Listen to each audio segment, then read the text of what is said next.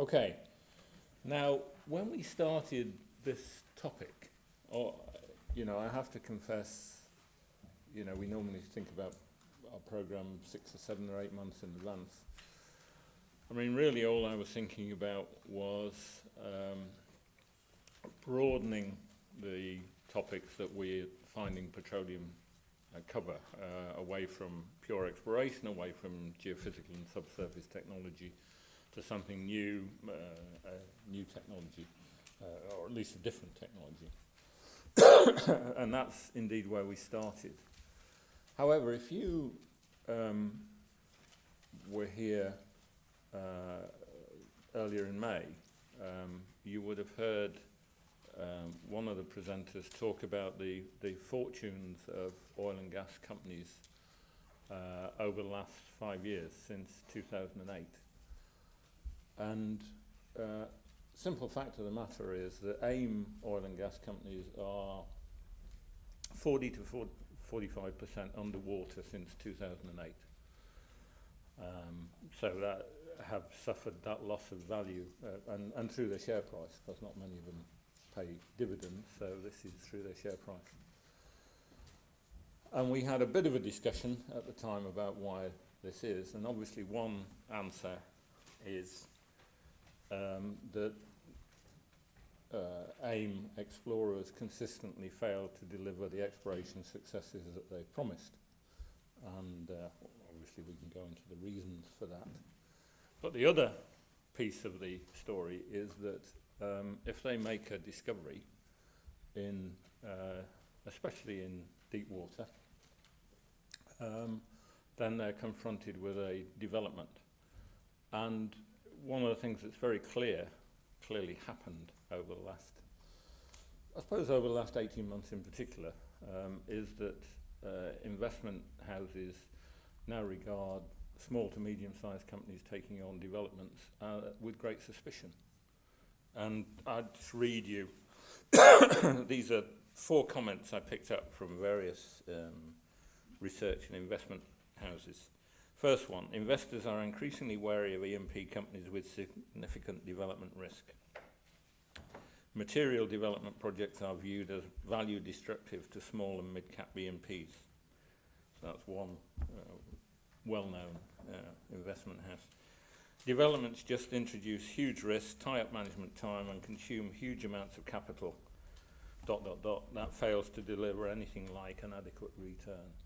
So that's another, actually in that case, a long-term holder of oil and gas companies. Shorting hedge fund said developments kill share prices. So that's the sort of third view. And the fourth view is this is not true for majors and NOCs, which have alternative funding streams. It is true for small to medium-sized E&P companies. So there's something more to FPSOs, which are the go-to technology, development technology for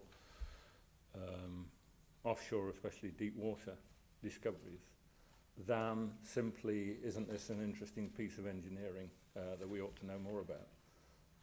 And the truth is that they are usually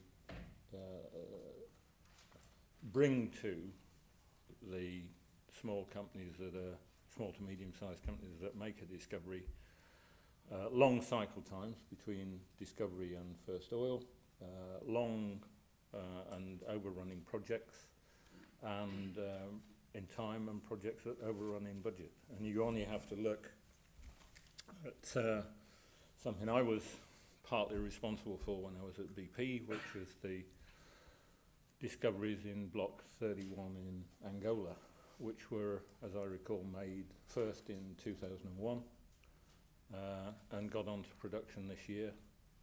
So that's sort of 10 or 11 years generously. Discovery of the first oil, and a year and a half late on terms of the FPSO build project, and $4 or $5 billion over budget, which is a reasonable amount of over budgeting. Yeah. So interesting problem that possibly the worst thing a small to medium-sized company can do nowadays is confess that it's going to take on a FPSO-based development, as far as investors in London are concerned. So an interesting topic. So what I've tried to do today is construct an agenda that allows us to dig into some of these things. How long do they take? How much do they cost? How many of them are going on?